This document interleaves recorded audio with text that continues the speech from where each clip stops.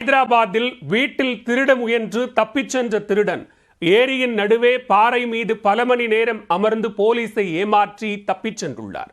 போலீசுக்கு தண்ணி காட்டிய திருடனின் கதை என்ன?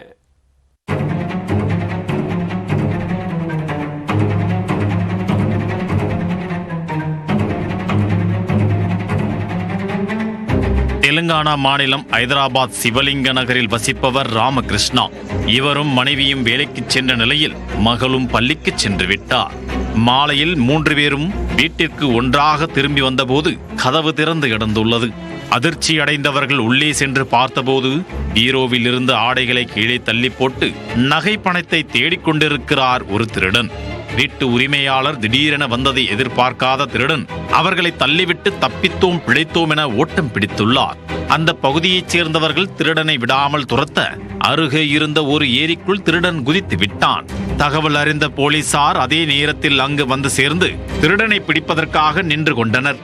ஏரி நடுவே உள்ள பாறை மேல் ஏறி உட்கார்ந்து கொண்டு நான் வெளியே வரமாட்டேன் என்றும் அவர் தெரிவித்துள்ளார். போலீசார் கெஞ்சி கேட்டும் திருடன் அங்கிருந்து அசையவில்லை. பொழுது சாய்ந்து இருட்டிவிட்ட நிலையில் திருடன் பாறையிலிருந்து இறங்கி தண்ணீருக்குள் மூழ்கிய நிலையில் நீந்தி அங்கிருந்து தப்பிச் சென்று விட்டார். சில நிமிடங்கள் கடந்த நிலையில் போலீசார் லைட் அடித்து பார்த்தபோது திருடன் அங்கு இல்லை.